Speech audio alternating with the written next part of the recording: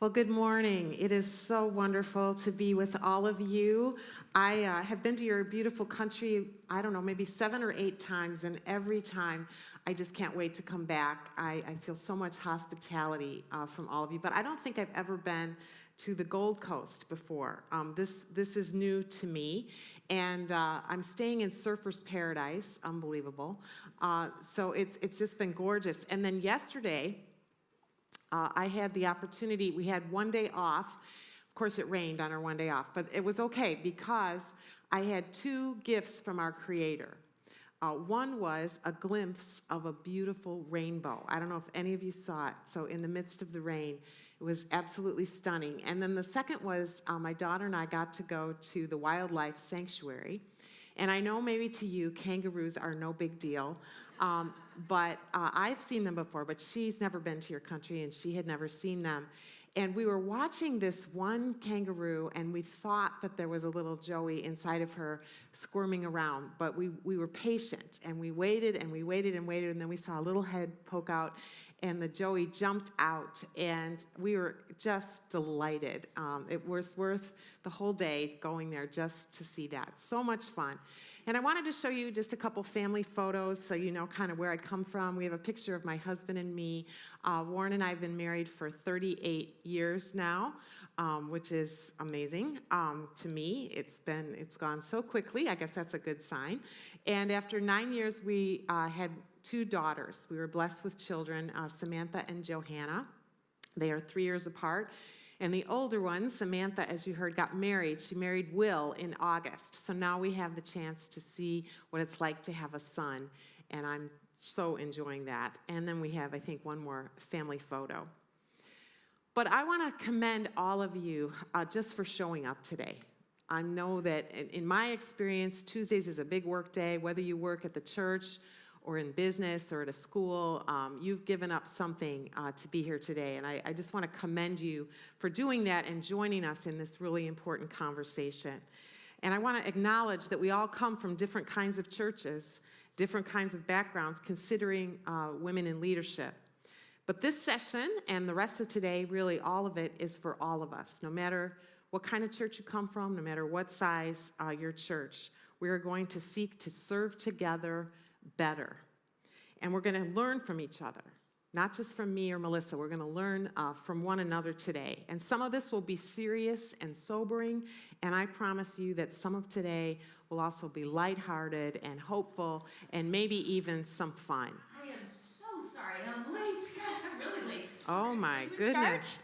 Sort of, yeah. Hey, good to meet you. Good to meet you. Nice outfit. Oh, this? This is what we wear at my church now. Those of us on staff. These are our new uniforms. Okay. Yeah, we've got all this figured out. You do? Yeah, I got this. You want to talk about it? Okay, yeah, I mean, ahead. if you don't want to spend your whole day here, I can just tell you where to pick one of these bad boys up. Amazon. And they will prevent any future problems in this arena. They are 100% stumble-proof. Bear in mind, there are a few additional related expenses. We had to invest in new desks and new chairs. And if it's decided we need to wear these to the weekend services, we'll need to get some new pews as well. But the elders have just started their discernment on that. So it won't come to a vote for 9 years. We can start saving. I should also mention, going to the bathroom in these, a little bit tricky. It's actually a 2-person job, which sort of defeats the purpose, but we have interns. So we haven't tried baptisms in these yet. No one's quite sure how that's gonna go, but we hope these puppies hold up. But for the most part, things have really improved. And not only is contact physically impossible, but they have a little fan inside, so when we're all in a room together, it's a pretty substantial buzz, and we don't even really have to hear each other. We just sort of smile and laugh. We planned Easter in like half an hour. Now, everyone knows the first idea is the best idea anyway, right? I think that's how we ended up with these. Gosh, don't they look good? Fiona over in the global ministry, she wanted to trade colors. Hers is just like mine, but purple. But I liked my color, so her only other option was Sally over in operations. But Sally thought her black was somewhat slimming. So Fiona got stuck with purple because there were no other women to trade with. Oh, I don't know if I made that clear. You only need these for the women on staff. Yeah, I mean, we're all on a budget, and I think the leadership felt like we were the ones complaining, so here we are. It's a little tight around the neck. Not that anyone's asked. Praying is tricky in these. You can't actually get down on your knees. Also, I work in kids ministry. I mean, kids already see you and pounce. Now I'm like a walking moon bounce. We don't fit well in restaurants, cabins, or cars, so it's been decided when our team goes out, we just aren't invited. Fiona's leaving. She told me yesterday. We share an office, off-site, off the beaten path. You take the beaten path, like you're going to go in the main building, and then you hang a hard right down a skinny path, and then you take a rowboat across a swamp, across campus, to our office, off-site, where she told me offhand that she's leaving. I wasn't shocked. She's been taking interviews for weeks. For what I can tell, she had her pick, and of course. So now she's not picking our church anymore. The thing is, I really need Fiona to stay. So I said, Fiona, you can't leave. The ministry will be in bad shape. She said, Elizabeth, I look like a grape. I said, well, you can have mine. We can switch. She said, you look like a really big zit. I said, at least things are not the way that they were. Don't you remember the way that things were before anything changed? Remember? She said, of course I remember. Things needed to change, and dramatically. There could be no overreaction, actually. The scale is not the problem. The solution is the problem. Us paying is the problem. She said, and even so, even if I wasn't wearing a pillow, why don't they pick me more often? She said, I'm being picked over, and they won't tell me why. I've picked up the slack, I picked up speed, picked up steam, I picked my battles, and when I had a bone to pick, and that bone was my not getting picked, they didn't even see that that bone had been fractured. Made me feel like the problem I picked had been manufactured. They didn't pick up what I was laying down, and now they want me to pick up where I left off in our office off-site. I said, well, I like sharing an office, and I said it real hopeful. She said, why do we share an office when you do kids ministry and I do global? She said, I'm done picking myself up. I said, I'll pick you up. She said, no, you can't. And in our suits that can't seduce, when we're all zippered up, she's right. I can't really pick her up. I said, this stuff we're fighting as women, it'll be the same someplace else. She said, it's worse in the church. She said, church should have gone first, should have moved on this before there was a movement instead of handing me this and calling that an improvement. She said, this company where I'm going to be, they won't tolerate this. They're not so obsessed with transformation and forgiveness that a reckoning for what's wrecked would be bad for business. She said, I'll be selling software, so that's, whatever. But they really want me. And then she said these words I can't get out of my head. She looked around our off-site office and said, do you really feel like they want you here? And I did that thing you do when a question makes you feel horrible. Instead of answering, you just decide it's rhetorical. I said, And we tried to hug, which we couldn't. These suits are not only stumble-proof, they prevent teamwork, camaraderie, and rapport, too. They're impervious to vulnerability, synergy, unity. They're connection-resistant, encouragement-repellent. If someone's insides are crumbling, you really can't tell it. If you wear one, no one can say that you fell. But they're tear-proof, fear-proof, and somewhat love-proof as well. I needed to talk to my friend Rob. He's also in kids. Rob wants me here. At least, I know Rob did, and that was really what I needed to hear. Rob and I used to finish each other's sentences. It was the kind of thing, I don't know if you felt this, where your brain matches perfectly with someone else's. Like, Rob would come up with these amazing ideas that were completely impossible, and I would figure out a way to make them actually logical. At least, back when I wore jeans to work, the old days. Now we sort of go about our work in separate ways. Still, I needed to see my friend Rob face to face. Easier said than done. I filed my 54-page application explaining my purpose and my motivation, detailing the exact nature of the conversation I was hoping to have with a staff member of the opposite sex. And eventually, I appeared before a committee, and I was granted a meeting with Rob. We arrive at the mixed gender conference room. A glass wall divides the room in two hemispheres. Around the top, there's an audience of 12 volunteers. It's a new ministry. They thought it'd be wise to just always have some extra sets of eyes. So we've got walls, suits, an office off-site, an audience of 12. We've transformed everything outside of ourselves. And I remind myself, this is better. Because it is. This is better than being unsafe.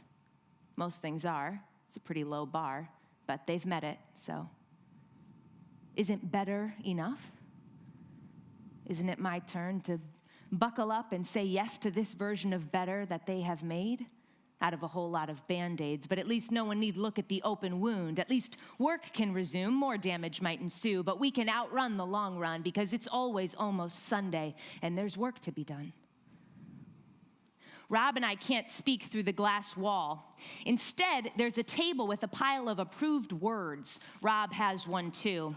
At first, we had all the words you'd need, except words that only exist to degrade or demean. But over time, the pile of options has grown smaller and smaller as they've taken out words that could possibly breed anything intimate. What we're left with are a pile of words that breed distance. I hold up the word hi, and Rob does the same. I hold up woman and leaving, and I can't hear him, but I watch Rob sigh as he holds up an index card that says, why? They didn't give me trapped. I don't see drowning or drowned. Discounted and dismissed are nowhere to be found. They didn't give me hurt, hypocrisy, or unsafe. Toxic would be accurate, but they won't let me say it. Oppressed isn't here, neither is exploited. They didn't give me devastated or even disappointed. Aha! We're okay with suffering, so that's what I pick. It's big in the Bible. Maybe that'll do the trick. I see Rob nod. I see that he knows. And then I see Rob start shaking, covering his mouth and his nose. My friend Rob is laughing deliriously. I hold up the word what, and he holds up, sorry, can't take you seriously. It probably is hard talking to a balloon matter-of-factly, but this time I'm pleased to find the word I need. Exactly. We continue, and Rob listens well and hard, as well as you can listen to words on index cards. And as our time is wrapping up, it became clear I needed to clarify that it was Fiona who was leaving and not I. Names are personal and therefore not at our disposal. So I hold up the words, it's the woman from Global. Rob shakes his head, and then he holds up, are you? And before he can ask if I'm gonna pull through, before he can ask me, are you leaving too, I scramble to find the three words I wanna combine.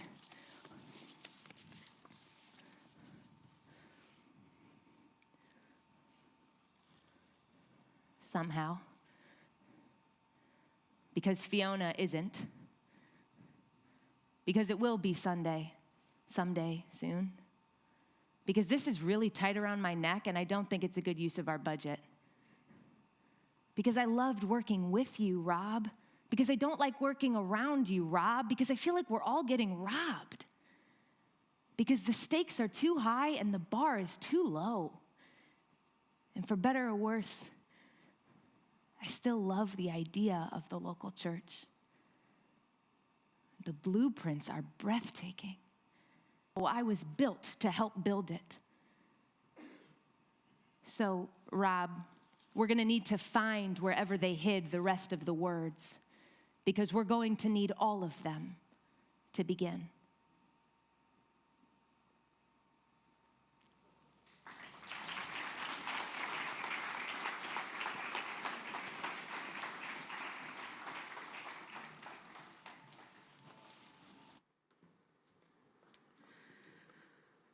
Well, I hope you will long remember that image, and particularly those three words, I'm still here. I want to acknowledge a part of my own story. Some of you are aware of what happened at the church that I actually helped to start and served at for several decades. Others of you may have limited information or no idea. But if you had told me last year at this time what 2018 would look like for me, I never would have believed you. I could not have foreseen what would take place when I would add my voice to eventually the voices of 9 other women. After 4 years of trying to work with the elders of that church to bring truth to light, we had hit a dead end. And we then prayerfully decided to tell our stories to the press concerning the abuse of power and sexual sin in the life of our pastor.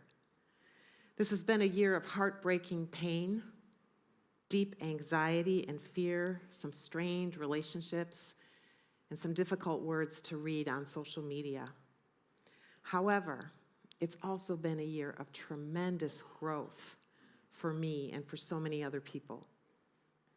The Me Too and Church Too movements have exposed all kinds of abuse, both sexual abuse and the abuse of power. And I don't want to overwhelm us with statistics, but the experts do tell us that more than half of all women have experienced unwanted or inappropriate sexual advances. 1 in 4 girls and 1 in 6 boys will be sexually abused before they turn 18 years old. Our congregations and our workplaces are filled with survivors, most of them silent about what they've experienced. And statistics would tell us that some of us in the room today are survivors. But there's also the abuse of power, sadly found in some of our churches. Both men and women can abuse power. We need to create environments where it's safe to talk about these subjects, providing safety and sanctuary for people to find healing. As Danielle Strickland says, this is not a woman's issue. This is a leadership issue. And we must not run from it or pretend that it's not in our church. You know, our church is the exception. I also don't think we should follow a recent Wall Street Journal article where the title said, "Avoid women at all costs." I don't think that's the answer. So I'm here to declare some really good news. And some of you are thinking, good, because this has gotten very depressing all of a sudden. I want to give you some good news. I share a vision, and I believe I share it with many of you, that I believe comes straight from the heart of God. And it's a vision of what community can look like when men and women partner together, shoulder to shoulder, doing the work of the kingdom.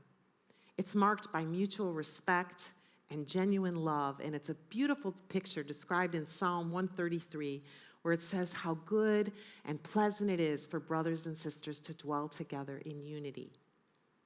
Now, this vision is not hypothetical to me. I've had the privilege of living it out among the men and women I was privileged to lead for over 20 years in the worship arts ministry of my church. That band of brothers and sisters served together for a long time, and we became like a family. We did life together. We watched each other's children grow up.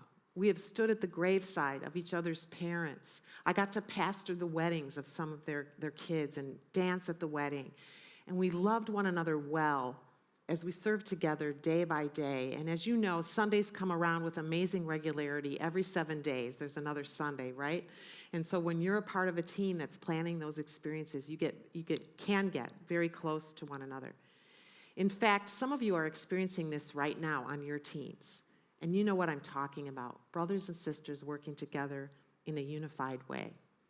So now we come to this moment, sadly, in our culture and even in our churches, where so much seems broken between the genders, and where we're tempted to wonder if it's even possible for men and women to work together without falling to sexual sin and the abuse of power.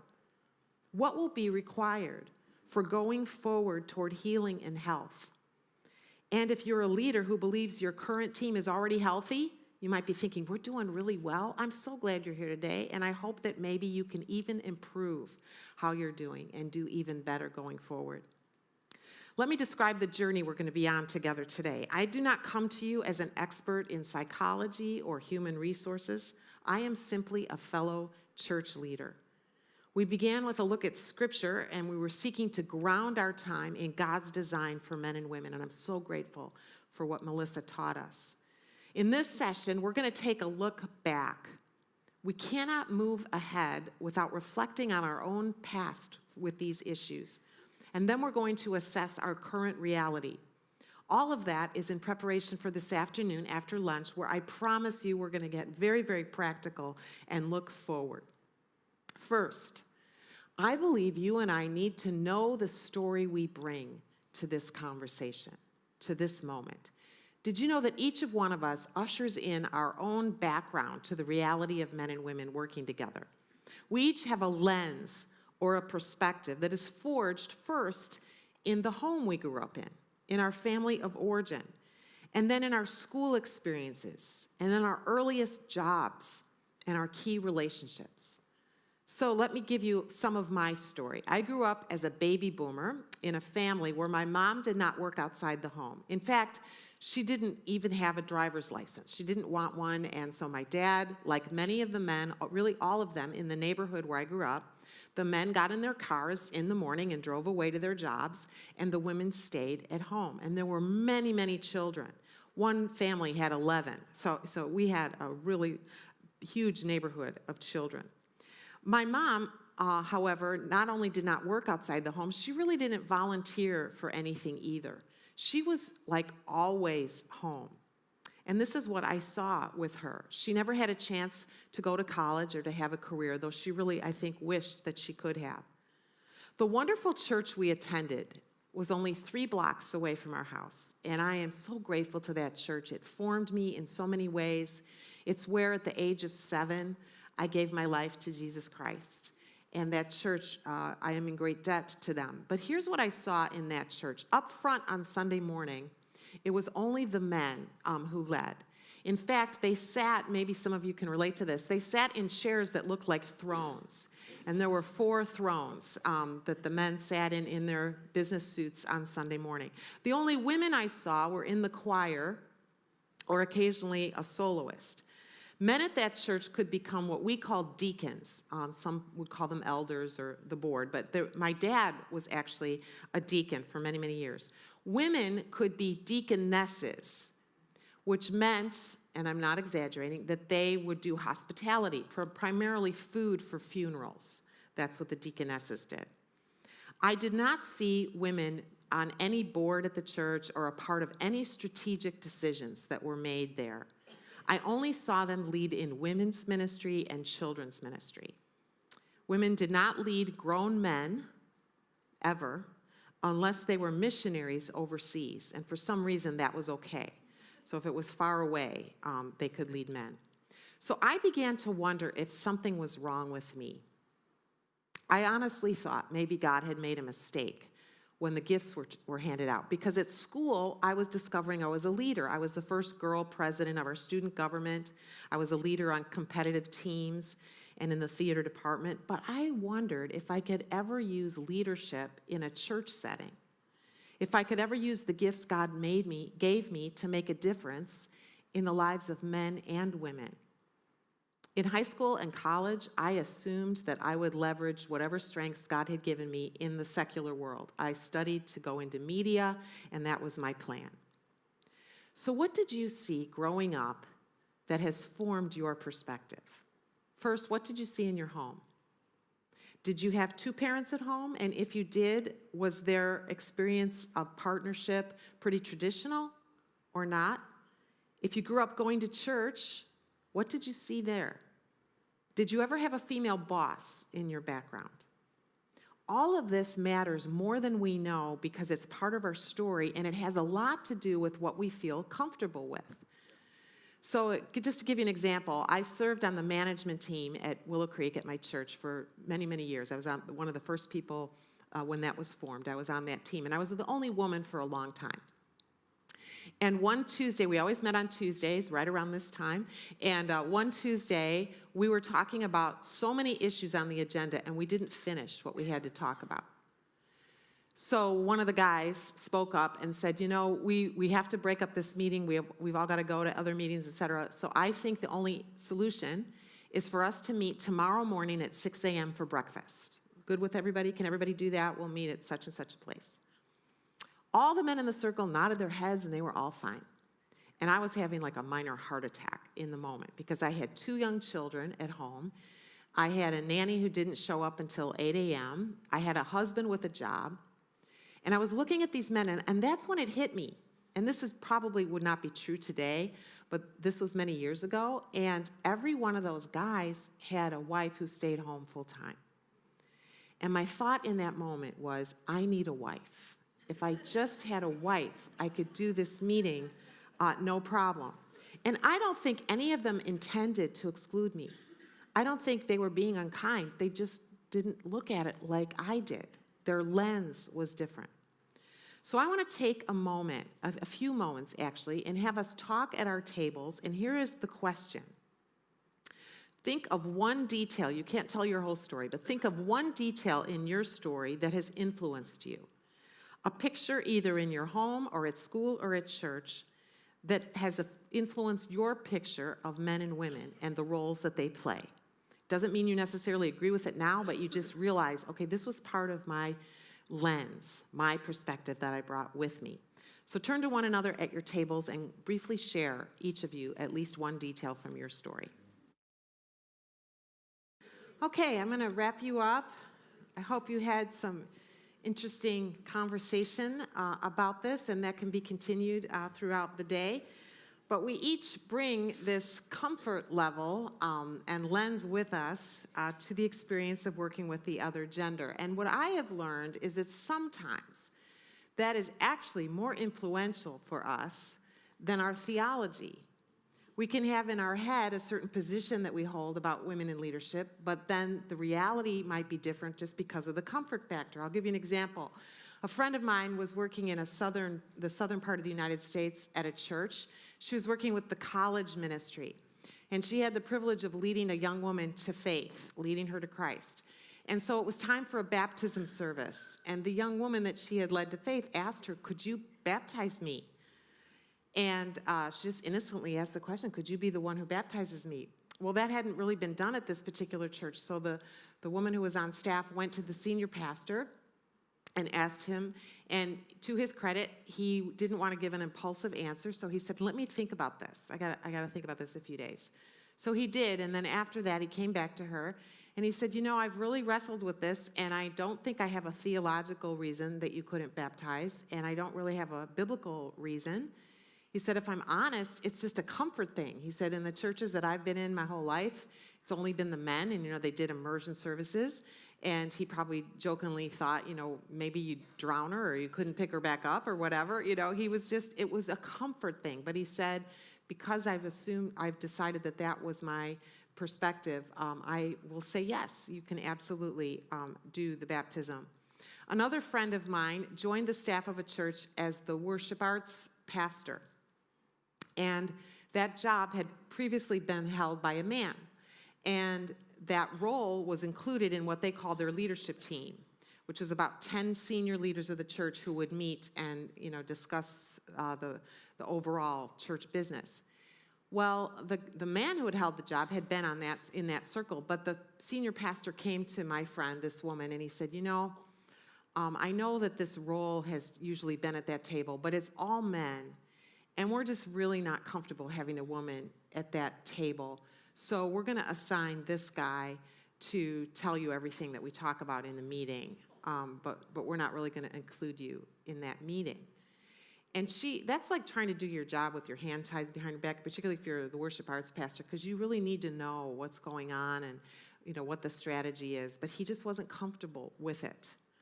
We also need to understand that as we look at our past, for some of us, it unearths some wounds. And for some, they are deep wounds.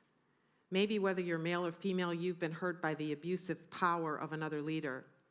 And others of us would say, no, I haven't had a deep wound, but I've had some ouches. We call them ouches, just little moments that weren't great.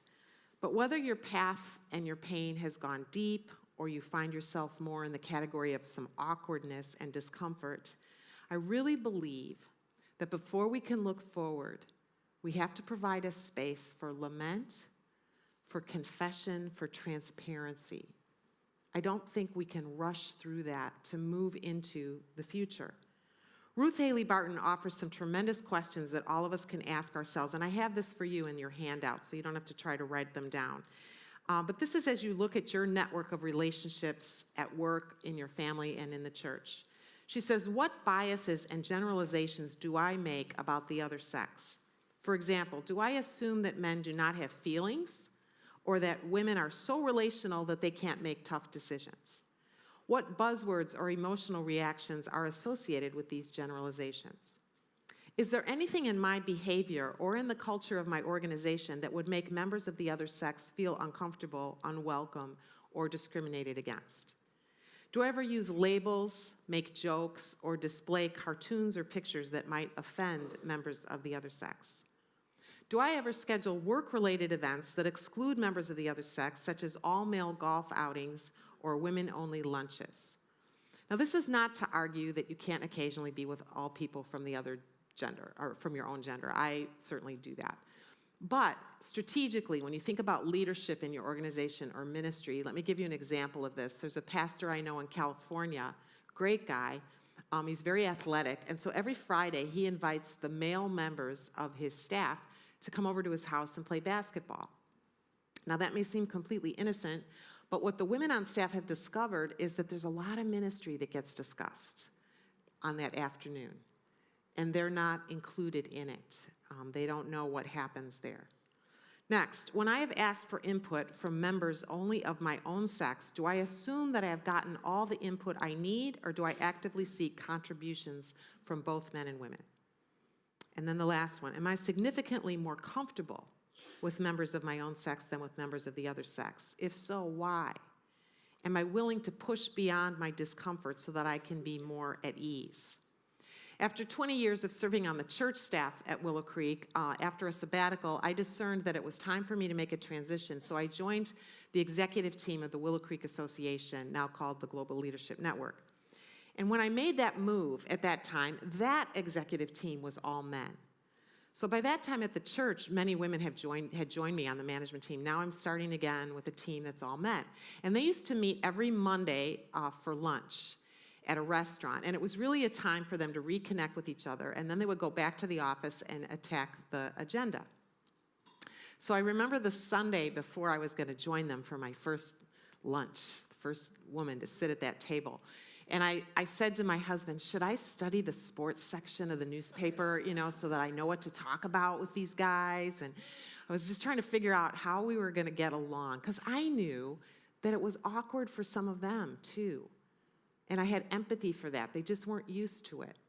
And one of my biggest learnings through all of this has been that a sense of humor is one of your best friends, And I don't think women, if you join a men's only group, that the best thing is to make them all feel like they're walking on eggshells, and at any second they're going to say something that's offensive to you. Also, we can build bridges by finding what we have in common, and I found out we have a lot in common. It just so happened that all these guys were dads, and I'm a mom, and we talk about our kids, and there's ways to build connections. So after we look back, we want to check our current reality, assess our current reality. How do we do this? I think it's through dialogue, and especially through listening. Don't assume you know how healthy or not your organization is. So I want you to think right now about the team you are a part of. Maybe it's a team you're leading. Could be in the church, could be in another place. But think about the team that you're a part of. And on a scale of 1 to 10, how healthy do you think your culture is when it comes to men and women working together? What score would you give? If 10 means we are doing fantastic, and by the way, don't say that unless you know that for sure, but we are doing fantastic, and 1 meaning it is toxic, it's extremely unhealthy, we have a long, long way to go.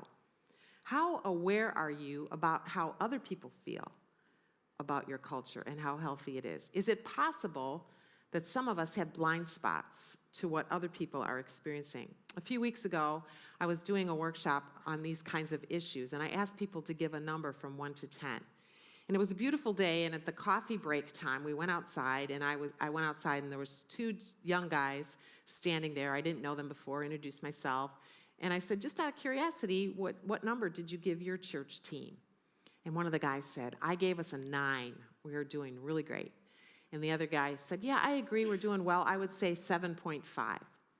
And I thought, well, those are high scores. And then I said to them, just to be sure, check with some of the women on your team. Just out of curiosity, ask them what number they gave. Because sometimes we assume, right? We think we know.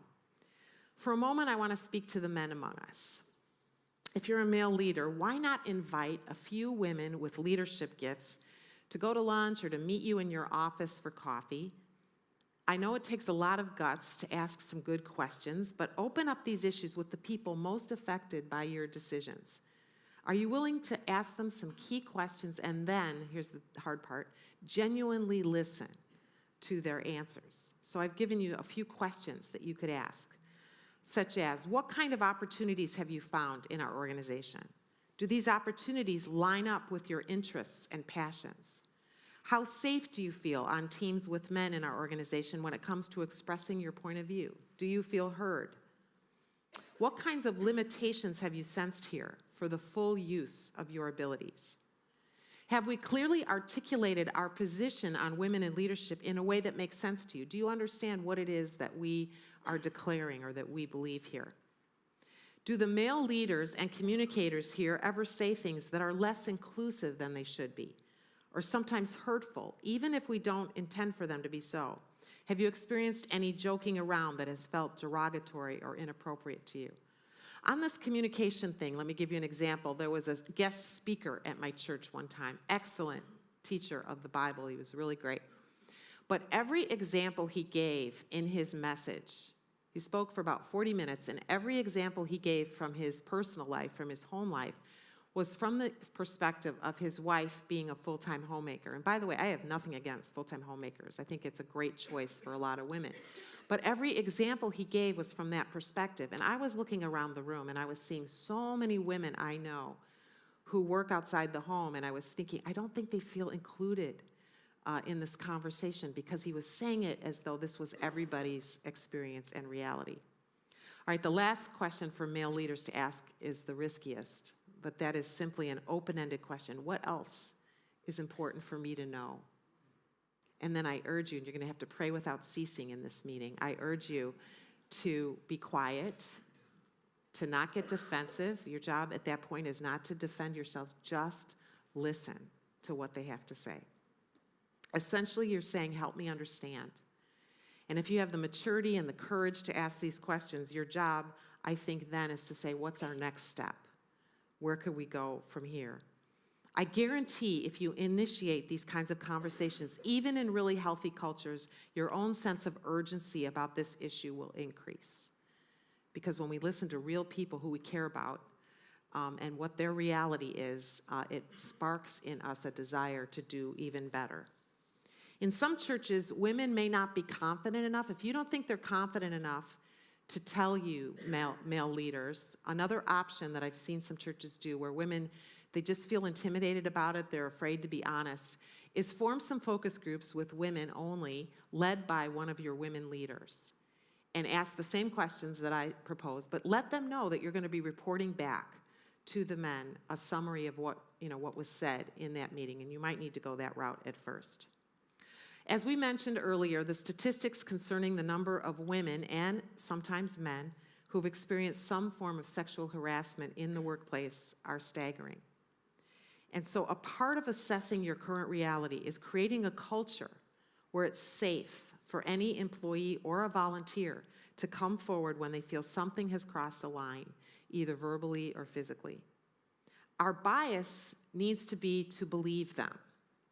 Did you know that in Christian circles, every study would show that Christians tend to support the leader initially much more than the victims? We tend to believe our leaders. I recently heard a clergy abuse expert. I highly recommend her podcasts. If you go online and look for Diane Langberg, she's from Philadelphia. She has decades of experience in clergy abuse. And in all the studies they've done, she reports that the rate of false accusations, because when these accusations come forward, a lot of people right away say, oh, that couldn't be true. Couldn't be true. What if they're lying? What if this victim is making this up? And she said the rate of false accusations is only from 3 to 8%. So it does happen on rare occasions, but it's a very small percentage. So our inclination should actually be to believe the victim or the person who's making the accusations, to be inclined to at least usher in an investigation to check if what they're saying is true. Also, very few pastors ever teach about domestic abuse or domestic violence or about being a survivor of sexual abuse. Very few pastors ever teach about this, and yet in our congregations, every single one of them, there are people sitting there wondering, is this ever going to be spoken of? Does anyone know what my reality is and what I'm dealing with? In assessing our current reality, it's also essential to talk about power. And so I want to illustrate for you something about the abuse of power. No matter where we are in our church, no matter what size our church is, do you know that we have a tendency to treat each other like celebrities? Not just the pastors, but sometimes the worship leaders as well. People treat us differently, and so it's very dangerous because it's hard to be held truly accountable when people think you're so special, right? Healthy teams are built by healthy leaders, and toxic cultures are created by toxic leaders. That's just the way it is. The culture is established by the leader. So the first place is to look at ourselves as leaders.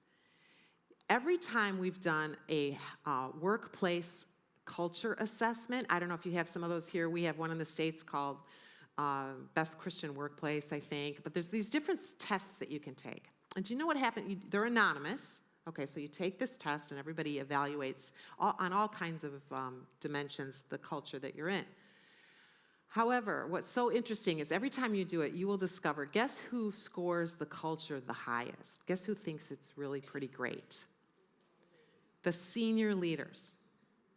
The people at the leadership table at the top generally think everything's going better than as you go deeper in the organization, and I don't mean lower, but deeper in the organization, those folks have a lot to say.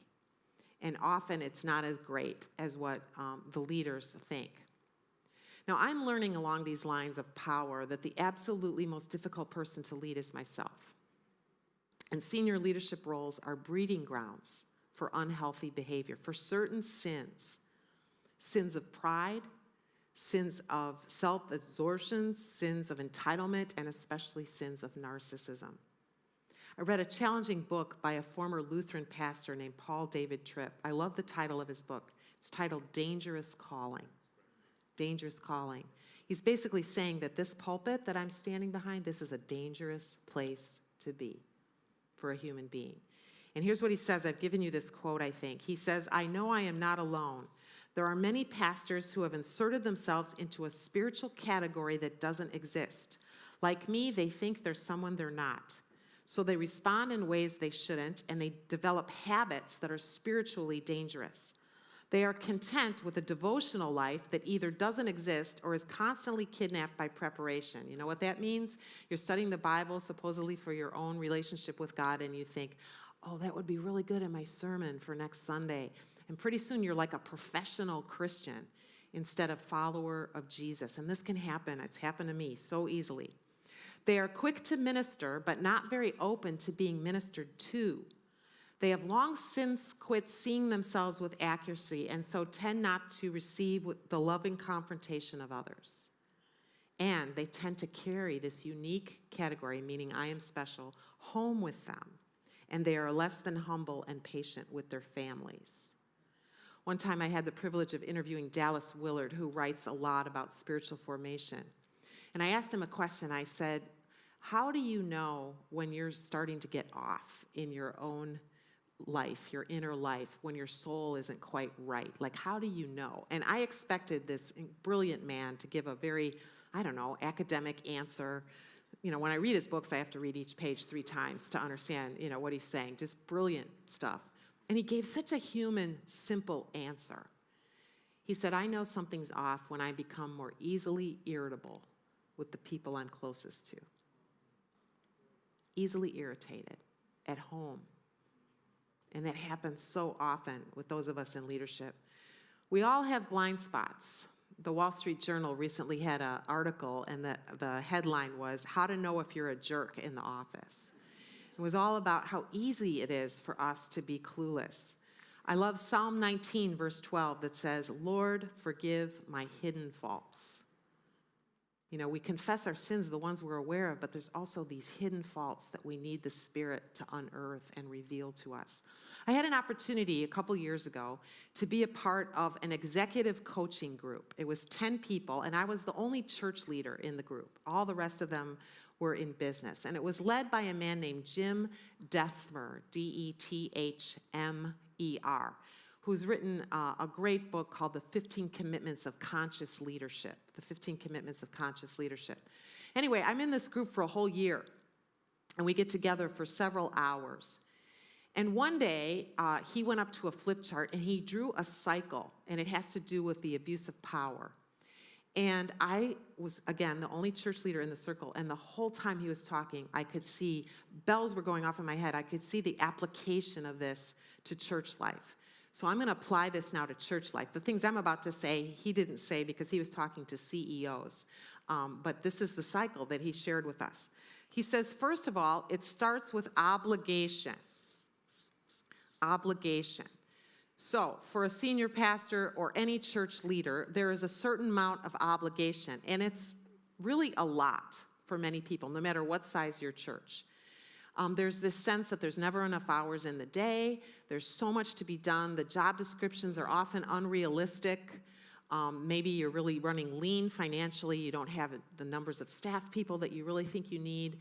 And there's so much obligation. There's people who get sick and they surprise you, and then there's people who die and you have to serve them and do a funeral, and there's births and weddings and all of that on top of the weekly experience for senior pastors of putting together a good sermon and all of that. There's so much obligation. Now for some people, and by the way, this cycle isn't a have to, it just happens to some people, and if I had a wider thing, it would look like a big circle. But the next step for many is resentment.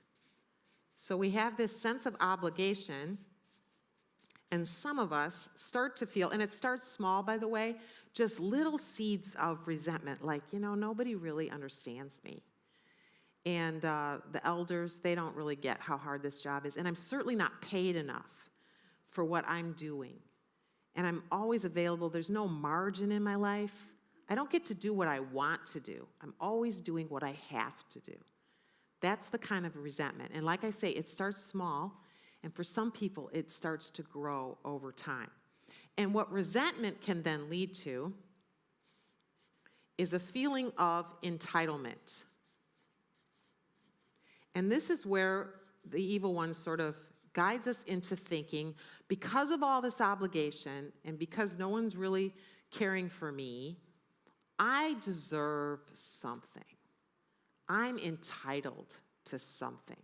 And I'm going to have to look out for myself because this isn't happening otherwise. And so it goes from this resentment to this sense of entitlement, which can then lead to escape. Now, escape can take a lot of different forms. And by the way, it starts very small, teeny little compartment of your life. It could be gambling, it could be pornography, it could be alcohol abuse or substance abuse, it could be having an affair, it could be numbing out on video games, it could be anything. It's your choice of how to escape. It could even be an addiction to food, but it's something that helps you deal with all this, and you think you deserve it because of this entitlement. I am very good friends with a senior pastor from a large church who 5 years ago, for a very brief time in his life, had a short affair. And I'm good friends with him and his wife. I've known them for about 20 years. And when I found out about it, I flew to their state right away to help triage this terrible situation. I'm very happy to report 5 years later that because of a lot of Christian counseling and really hard work by this couple, they are in a better place than they ever have been. And while he had to resign from the church where he was senior pastor, he eventually is back in ministry again at another place. I'm happy to say that. But when it all happened, I was so curious about all this because, like I say, it was a brief affair, but when it happened, he was continuing to preach and lead his staff and do everything. And I asked him, I said, how did you do that? It just helped me understand, how did you get behind the pulpit and open up the Word of God and teach thousands of people and lead your staff and all of that? And he said, I know it's hard to believe. And he said, I was so deceived. I had deceived myself so much. But he said, I made this sin, this escape, this one little compartment of my life. And it's like I parked it over there as if it didn't even happen. And then I just flipped on what I needed to do what I knew to do, and what I wanted to do, and what I cared to do for my people. But I had this dark shadow, this corner in my life. Now, the thing is, for Christ followers, escape makes us feel guilty, or it should. You know, if we're trying to follow Jesus, there's a sense of guilt. So what do? We double down on obligation. We say, oh, I feel so badly about this. I am just going to work even harder. And I'm going to give God, more of my time and all of that. And then we resent it, and the whole thing starts again. When I look at that cycle, I wish I could say I've never entered into any of those places. But I have. I know that it is a temptation for me to sometimes think I'm entitled, to sometimes think I deserve something. Do you find yourself anywhere on that cycle today? Are you developing a culture where there's greater care for your senior leaders, greater understanding and accountability, support and accountability for them? How prepared is your governance situation for entering into true accountability? Together, my friends, we have got to own the danger of unchecked power in all of our organizations and in all of our churches. I don't know what this entire conversation stirs up in you so far this morning, but I am going to invite Craig and Ash to come up, and I'm going to ask you to pull out this card that's on your table. I'm imagining that all of us have something in our past that we need to let go of and either confess ourselves or forgive someone else for.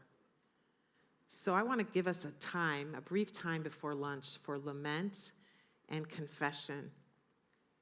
To prompt your thinking, these are just options. And by the way, you're not going to have to hand this in or post it anywhere or give it to somebody else. This is just for you. You can take it home with you if you like.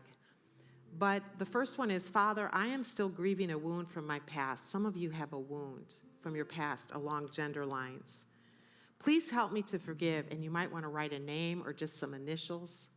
Help me to forgive this person and find the freedom of letting go. Others of you have felt convicted that you may have offended or hurt someone. So, Father, I confess that I hurt and put a name or initials, and I am sorry. Maybe it's more a sin of omission, where you might look and say, Father, and this could be women as well, I did not do all I could to open up opportunities for, and put a name down. I didn't open up opportunities for that person, and I'm sorry. I didn't do the best I could. And then the last one, Father, I have misused my power and my platform. I've allowed myself to feel entitled, and I've sought escape in, and you could write down what your preferred form of escape is. Please forgive me and help me bring this into the light. If none of those feel like quite the right one for you, use the back of it, use whatever, and write to God what you're feeling the Spirit impress on you in this moment. And I invite you to take the space to do this because, my friends, we just cannot move forward until we deal with our past and come clean before our Father. Father, may each of us commit, first of all, to the work of forgiveness, whether we're the one who needs to forgive and let go, or whether we're the one who needs to say we're sorry. We pray that we will work towards the beauty of reconciliation. And then many of us just sit here and think, I could have done better. Maybe we didn't deeply wound someone, but we realize, God, we could have opened up some doors, could have been an advocate. And we're sorry that we confess that right now. And we pray, God, that we will commit in this moment to honoring what has happened in the past by letting it go, by bringing the truth to light, and then being willing to move into a different future. We look forward, Father, to what you want to do in every organization and church represented here today. And we pray that this afternoon we will resolve to roll up our sleeves and figure out ways that we, each one, men and women, can do better together. We love you. We thank you for the privilege of talking about these really important things, and I pray a blessing on each of the people who's participating. In the name of Jesus, we pray.